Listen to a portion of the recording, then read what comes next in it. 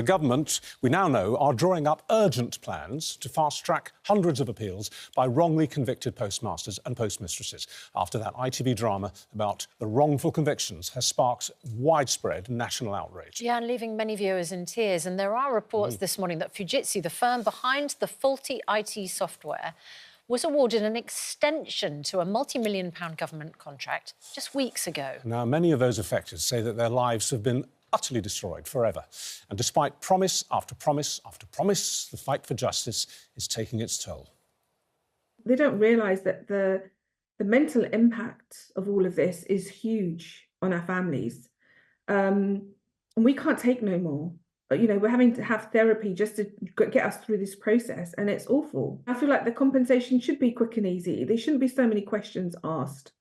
We are honest, decent people. We never did anything wrong from day one. Well, joining us now is Nick Wallis, the author of The Great Post Office Scandal. He was a chief consultant on the ITV drama Mr Bates versus the Post Office. And we also have the former Post Office Minister, MP Paul Scully. Thank you both for joining us on GMB this morning. Mr Scully, I'll start with you. We now know that even while this scandal was emerging and we knew pretty much what had happened and what had been going on, the wrongful prosecutions kept happening. Yeah. They rolled on simultaneously with people's knowledge. What was going on? Were Post Office ministers asleep at the wheel?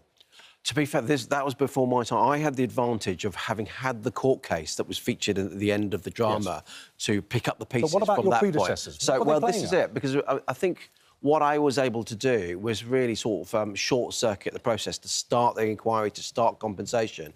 The test of leadership, the test of a minister, is to be asking probing questions, not just get what's given to you, but to go and ask both sides of the equation. Why didn't they, do you think? Well, that I can't speak for them, I mean, because this is all parties. This is under Conservative, Labour, Lib Dem ministers over that period, so it's not a party political thing. I think it's individual. Do you think they just had blind faith in the Post Office? I think there's always an inertia in government, whereas there's always something going on. My role at the time, bear in mind I was appointed just before COVID as well, so I was looking after small businesses, hospitality, retail. I was on your show talking about that at the time as well. And the Post Office is one of a number of responsibilities, and in sort of peacetime, in inverted commas, it's a comparatively small, relatively easy thing. But obviously here, there was something bubbling under that was massive. What was the year of the legal case which is at the heart of Mr Bates versus the Post Office? So it finished in winter 2019. I took over in February 2020. OK, so that case was going on then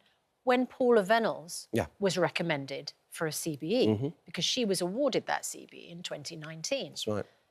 Who in government I have no idea. thought it was appropriate, while a massive legal case involving 500 people harassed, persecuted by the Post Office, who thought it was appropriate to recommend her for a CBE? I have no idea. But you were Post Office Minister afterwards. Surely, but it's a really good question. When you say that you had the advantage of knowing that legal case, did you not then have the perspective of saying, how on earth did we give an honour to the woman who was in charge during some of those years? Yeah, I think there's two things. I mean, first of all, what I've been wanting to do, especially when I was Minister, setting up the inquiry, I wanted to make sure that we get those answers, but I wanted it to be done through the inquiry because I want Paula Vennells to be there giving evidence. I wanted Fujitsu to be there. And bearing in mind, what I did originally was to make it non-statutory, so they didn't have to come. The reason I did that was because I didn't want it to drag on. And but have you asked who recommended Paula Vennells? I haven't done that yet. I haven't done that yet. Why not? But I will be doing that. I will be doing that because it goes through Cabinet Office. It goes through the Cabinet Office, and there's an honours committee that have to approve that. Yeah. And it's not particularly, you know, there is an independent committee, but it's not particularly transparent. OK, Wallis, I think, you know, more than 1 million people have said that she should be stripped of her CBE. Every time, you know, with all due respect to Paul Scully, and I'm glad you're here this morning, and I know that a lot of this happened before your watch, you know, the scandal took place before your watch. But every time we talk to someone who's in charge, they say, well, there's an inquiry, so we've done that. And, you know, it's really important that people answer questions. But this has been going on. You started investigating in 2010. It's been going on since the 1990s. The government are complicit in this scandal. Paula Vennells wasn't just given a CBE, she was given a seat on the Cabinet Office board and the chairmanship of a large NHS trust as a reward for denying justice to the campaigning sub-postmasters, to attritionally and aggressively litigate against them in the High Court. That was backed by the government. The post office is 100% owned by the government. Yep. Mr. Scully, when he was in power, was the shareholder of the post office. Yeah. You have literally written the book on this, and these facts have been out in the public domain now for a number of years. We've all known how big the scandal was. Why do you think it's taken a television drama to ignite public opinion and political movement? Because it's a multifaceted scandal and it's a complex story. Many people didn't know what sub-postmasters were 2 or 3 years ago. What the drama was able to do was to weave together these heartbreaking personal testimonies and make sense of them in a narrative arc that resonated. And I pay tribute to Gwyn Hughes, the writer, and the director, James Strong, and Little Gem, the production company, who with ITV Studios made it, because they came to me in 2020 when I signed up to this, and they said, we want to use transcripts, we want to use documents to get the factual accuracy of this across, but we want to tell the sub-postmaster's truth. And I think they did that brilliantly. Quite apart from the question of compensation, which we can talk about in a second, the public, it's quite clear, are thirsting for justice on behalf of these post office workers, thirsting for it. Do you, ask you both separately, do you think that we should be seeing jail time for post office executives who bear responsibility for this, for the original problem and the cover-up? There's a police investigation called Operation Olympus, which is now entering its 4th year. It's so far questioned 2 people under caution twice. But we found out over the weekend that it is now not just looking at perjury of the Fujitsu executives who gave evidence in the prosecution of sub-postmasters.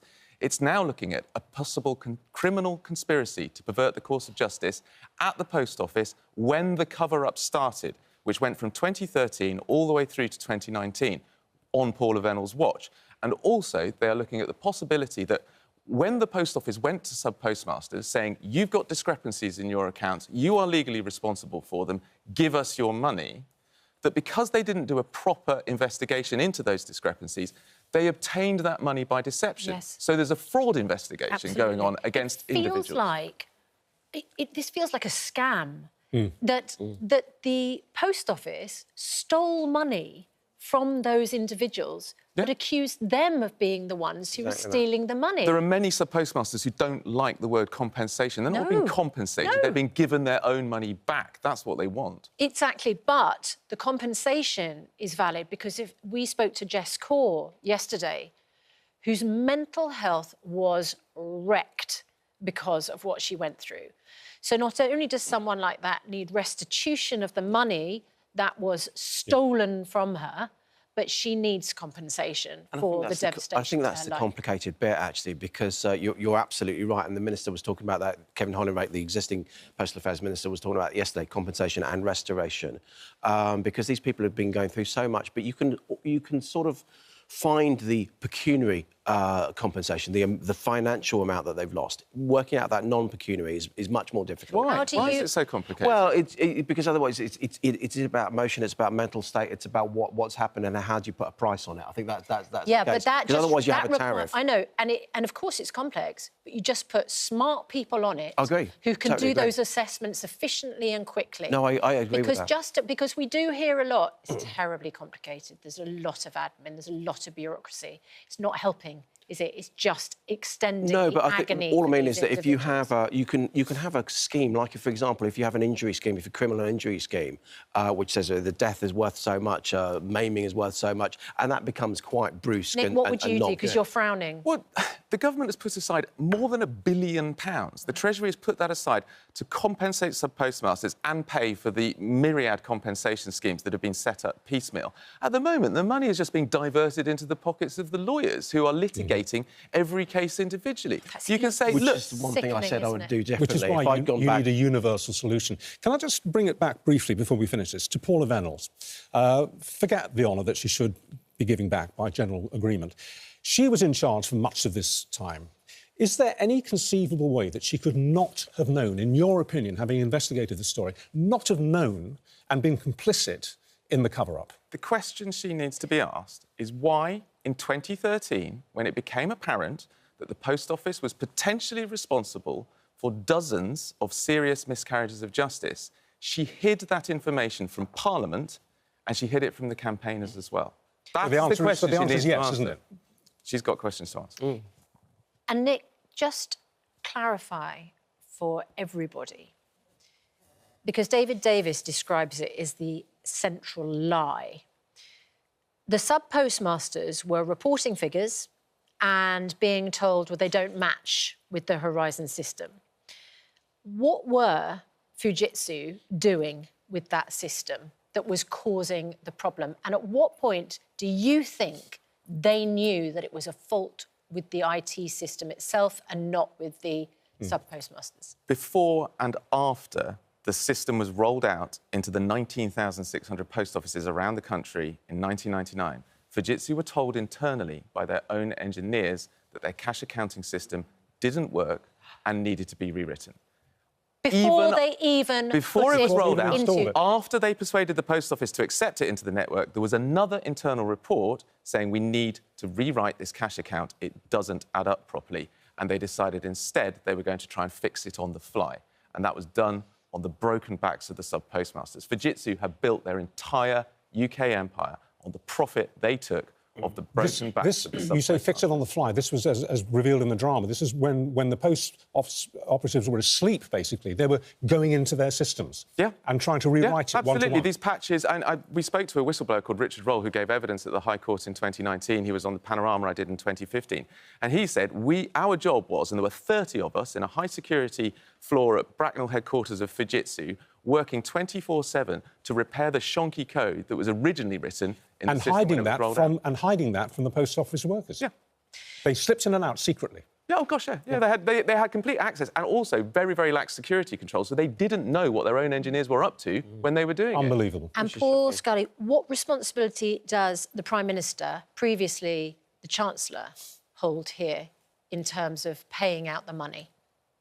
When he was Chancellor? Yes. I think it was actually he, as Chancellor, that signed off the money that is there to underwrite the compensation schemes. So it took a long time to get through Treasury because there is always an arcane exercise that you've got to go through to get taxpayers' money, and understandably so, but we were able to cut through that, and the Prime Minister helped do that. All right. Thank you, both of you, very much for coming in and giving your insights. Thank you indeed. Got to read this to you. In a recent statement, Fujitsu said, Fujitsu has apologised for its role in their suffering. They mean the post office workers. Fujitsu is fully committed to supporting the inquiry in order to understand what happened and to learn from it.